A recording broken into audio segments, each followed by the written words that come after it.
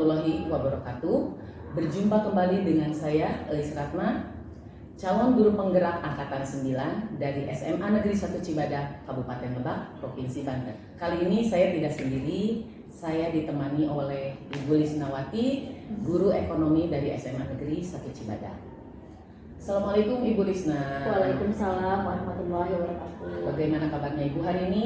Alhamdulillah baik. Ibu juga bagaimana kabarnya? Alhamdulillah ya.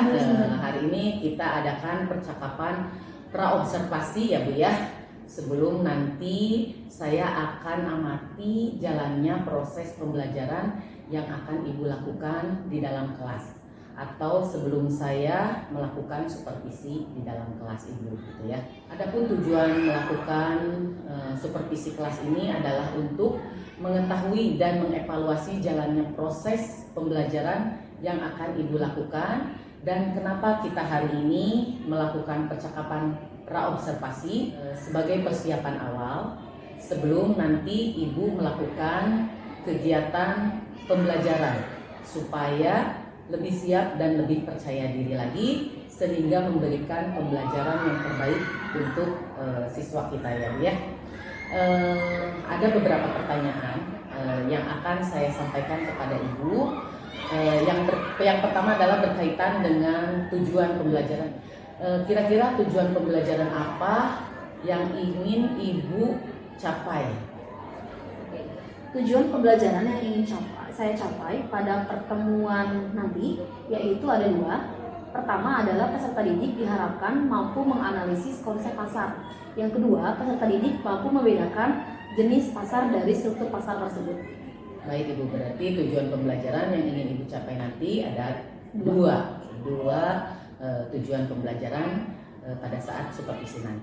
Bagaimana Ibu tentang area pengembangan yang ingin Ibu capai atau yang akan nanti saya observasi? Area pengembangan yang ingin saya capai dalam pembelajaran yaitu menyangkut tiga. Yang pertama area pembelajaran kognitif, yang kedua area pembelajaran afektif, dan yang ketiga adalah area pembelajaran psikomotorik. Jadi nanti di area pengembangannya yang akan Ibu capai adalah ada tiga area pengembangan gitu ya, termasuk afektif, kognitif, dan keterampilan. Oke Ibu, saya ingin mendengar bagaimana rancangan pembelajaran yang akan Ibu terapkan di dalam kelas nanti, dari mulai strategi pembelajarannya, model pembelajarannya, dan dari metode pembelajaran. Strategi pembelajarannya yang akan diterapkan nanti adalah strategi pembelajaran berdiferensiasi yang terintegrasikan tentunya dengan sosial emosional.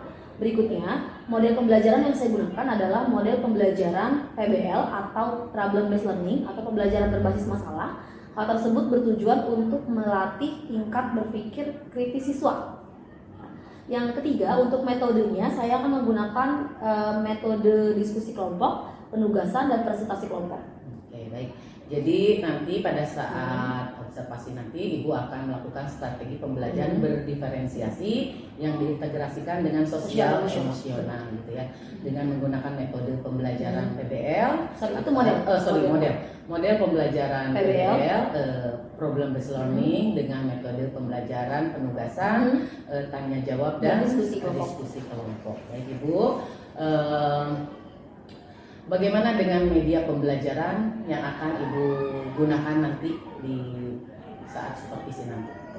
Media pembelajaran yang saya gunakan tentunya media pembelajaran yang memang sesuai dengan kebutuhan peserta didik. Saya akan menjangkau kebutuhan peserta didik dari mulai peserta didik dengan tipe audio, visual, dan audio visual ya.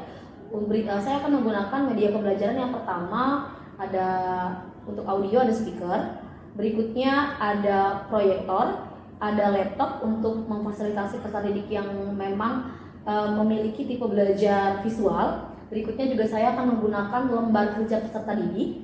Berikutnya juga saya akan menambahkan spidol 3 warna, merah, biru, dan hitam. Itu adalah untuk membedakan mana judul, mana bagian penting, dan mana pemaparan yang perlu siswa ketahui. Berikutnya saya juga akan mengenakan lembar kerja peserta didik, dan untuk diskusi kelompok agar membedakan peserta didik dengan kelompok lainnya akan menggunakan semacam kalung nentek. Itu ada tertulis kelompok 1, kelompok 2, sampai kelompok 6. Baik Ibu, kira-kira kapan Ibu akan melakukan pembelajaran tersebut? Di hari apa, di kelas berapa, dan di jam keberapa? Oke, saya akan melakukan pembelajaran di hari Rabu tanggal 17 Januari 2024 di kelas 10 fase E 10E7 di jam pertama dan di jam kedua. Itu akan berlangsung di pukul 7.00 sampai dengan pukul 8.45. Oke, baik, berarti Rabu depan saya akan masuk ke kelas Ibu ya Ibu ya.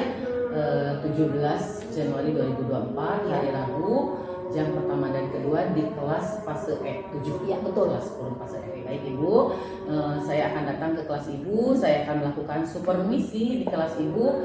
Saya akan melihat dan mencatat hal-hal apa saja yang terjadi di dalam kelas ya Bu ya.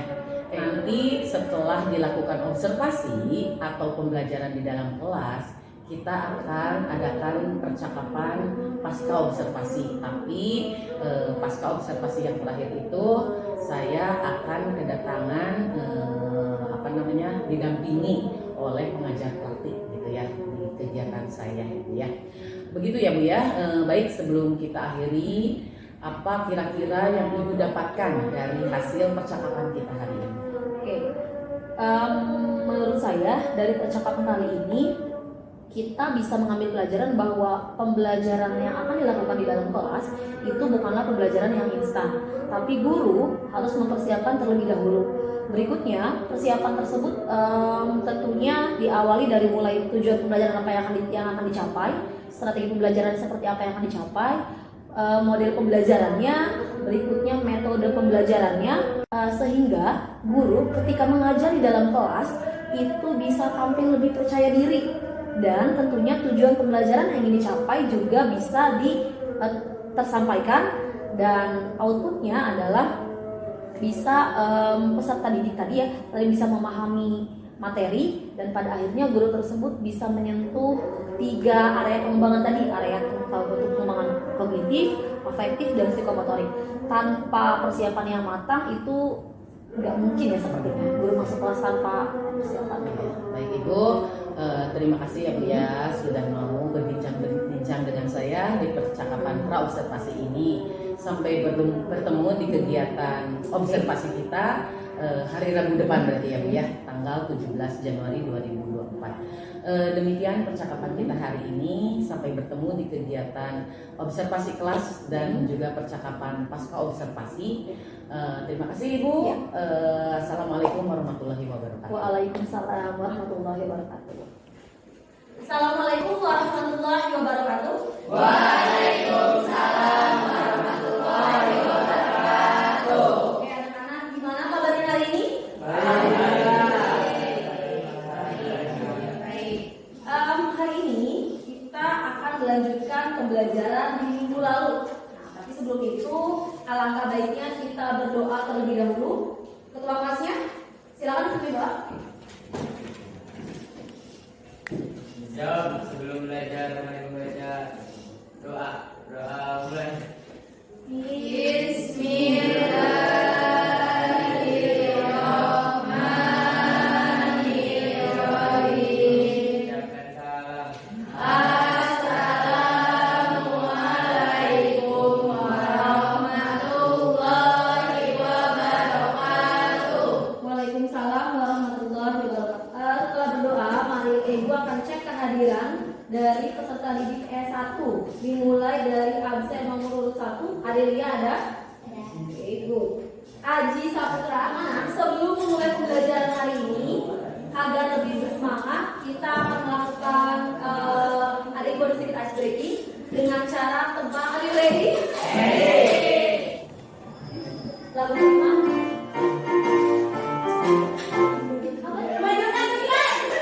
Lanjutan kita lihat dulu jawabannya.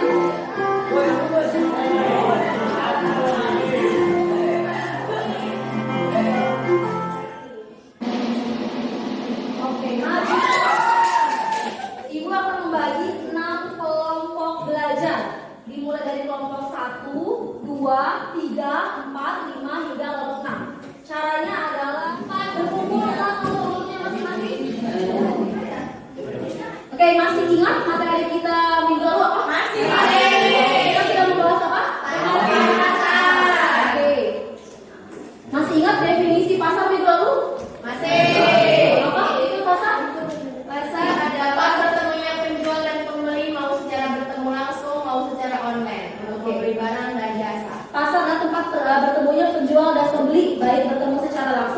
tidak masuk. Ya. Oke, sekarang mari kita simak dari video pembelajaran yang sudah disiapkan. Disimak semuanya. Ciri-ciri pasar berdasarkan wujudnya. Pasar merupakan salah satu dari berbagai sistem, institusi, prosedur, hubungan sosial, dan infrastruktur tempat usaha menjual barang dan jasa. Kamu boleh menuliskan pertanyaan apapun mengenai materi yang tadi sudah ditayangkan lewat video pembelajaran melalui sticky note yang sudah disediakan. Satu kelompok, satu sticky note, atau satu pertanyaan. Any question? No. Kelompok satu, silakan tulis apa yang kamu ketahui lebih lanjut. Kelompok dua, catat pertanyaan dari kelompok satu. Kelompok satu ingin mengetahui apa saja sih apa faktor pasar konkret dan pasar abstrak. Anak, ibu sudah siapkan lembar kerja peserta didik atau LKPD yang akan ibu bagikan satu kelompok masing-masing satu.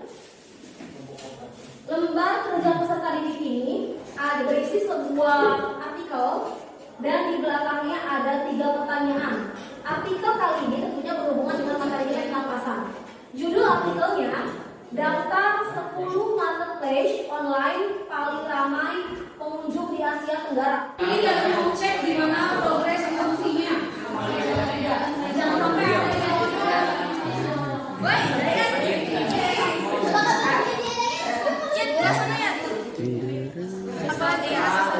yang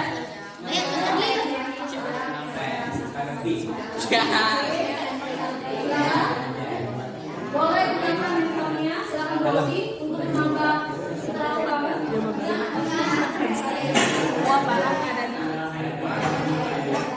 Assalamualaikum warahmatullahi wabarakatuh. Kami dari kelompok 2 akan mempresentasikan mengenai diskusi mengenai jenis-jenis pasar. Apakah Anda pernah berbelanja di salah satu marketplace tersebut?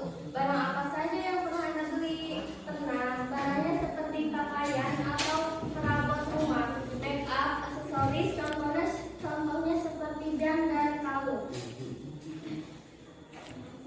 Manfaat apa saja yang Anda rasakan dengan berbelanja melalui marketplace?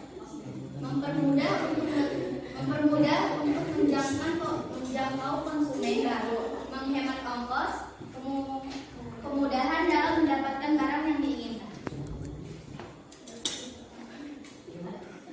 Buatlah perbandingan antara pasar konkret dan pasar abstrak dalam bentuk tabel dilihat dari segala sisi yang Anda rasakan selama ini. Jawab. Bentuk pasar konkret pasar tempat pembeli dan penjual bertemu secara Masalah yang kamu temukan? Kalau tidak ada yang kamu temukan, maka materi pasar untuk bentuk pasar dan jenis pasar itu ibu anggap sudah selesai. Dan minggu depan jangan lupa kita akan melanjutkan pembelajaran ekonomi dengan materi uang, lembaga keuangan, pasar modal dan OJK. Pernah dengar OJK? Any question, my students? No. Sudah bisa dimengerti pembelajaran kali ini? Kalau sudah dimengerti, sebelum mengakhiri pembelajaran, alangkah lebih baiknya kita membaca doa. Untuk ketua kelas, silakan pimpin doa penutupnya. Sudah belajar dari baca hamdalah.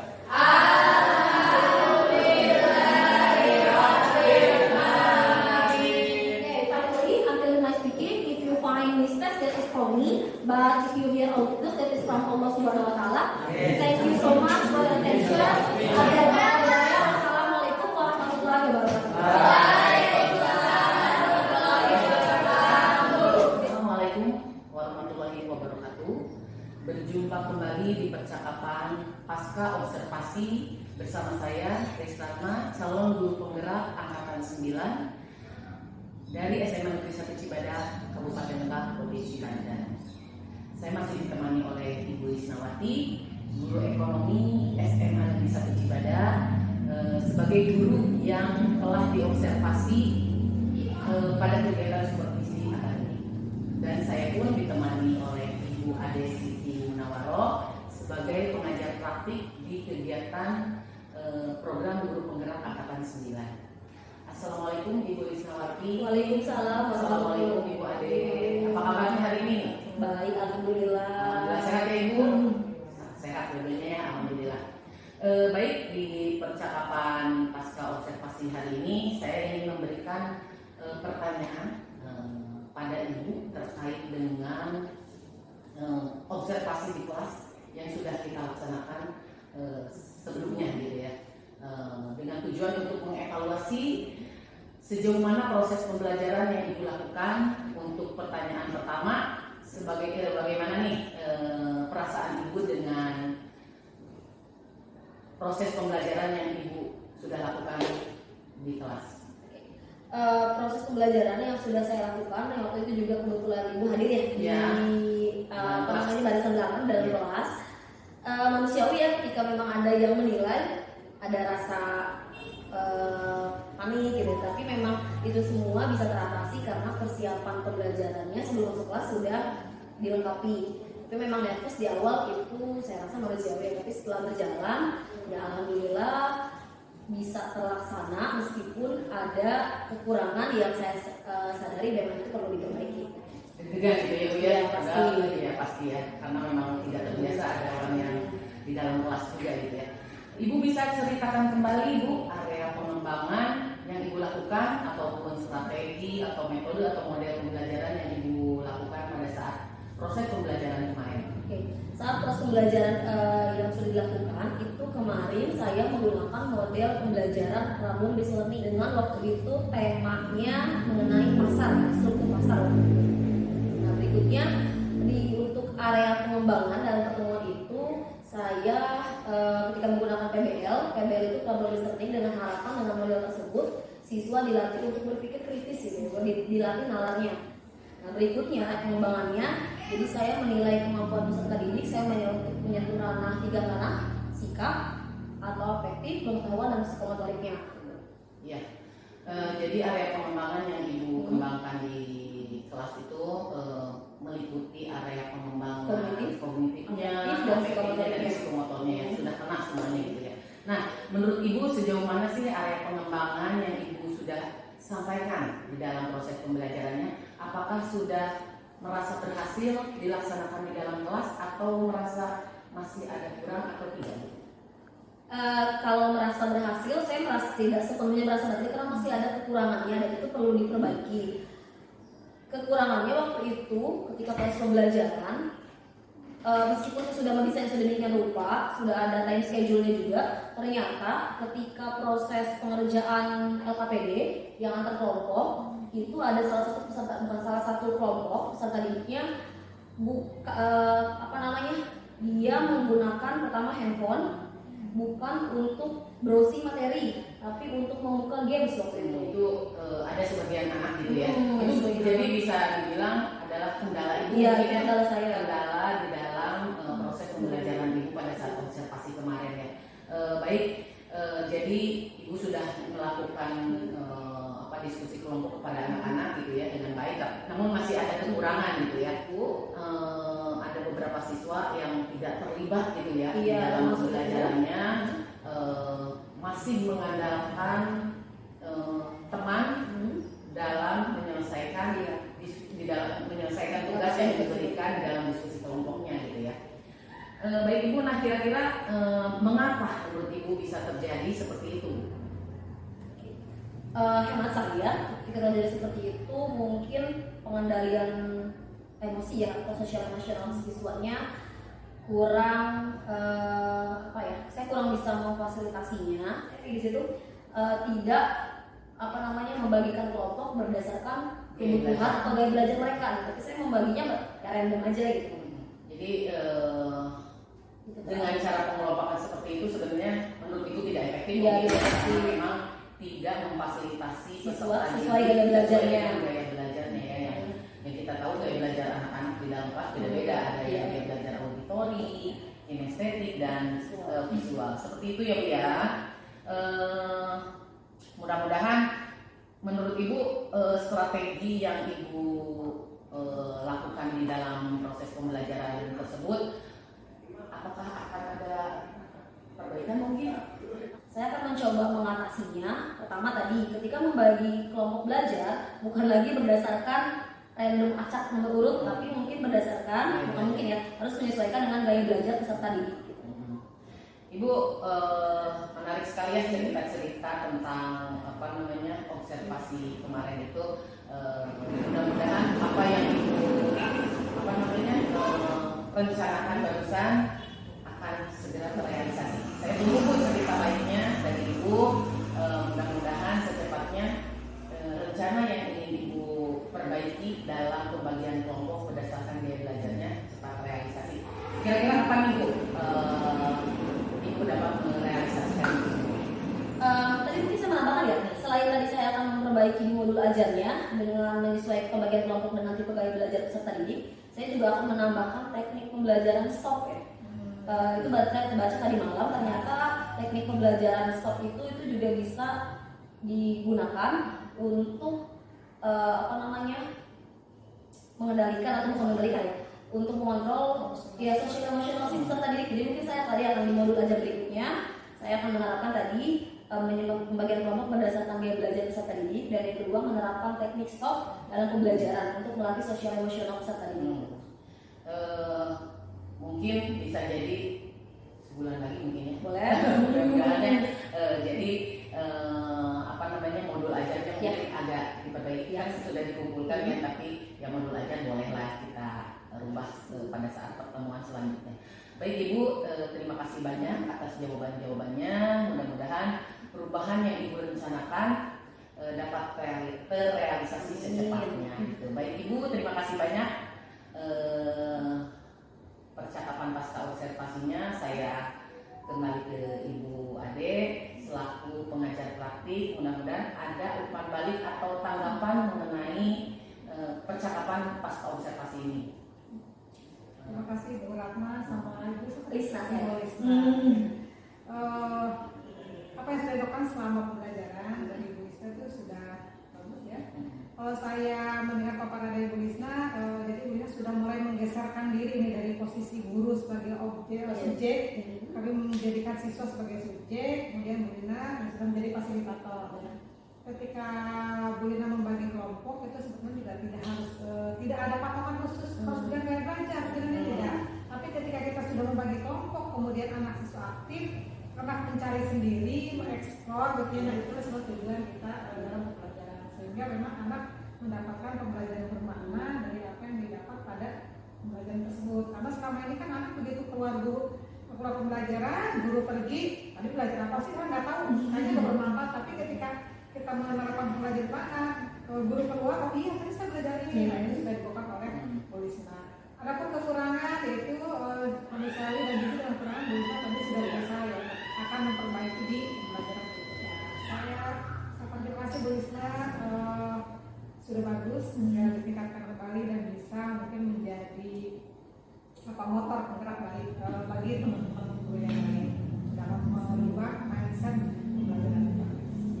Baik Ibu, terima kasih tanggapan dan umpan baliknya untuk percakapan pasca observasi ini. Terakhir nih, berarti sudah selesai ya Bu rangkaian supervisi akademiknya, mulai dari percakapan pra-observasi, terus observasi kelasnya, dan hari ini adalah percakapan pasca observasi. Kalau tidak ada tambahan, saya akhiri ya Ibu ya. Terima kasih. Assalamualaikum warahmatullahi wabarakatuh. Waalaikumsalam warahmatullahi wabarakatuh.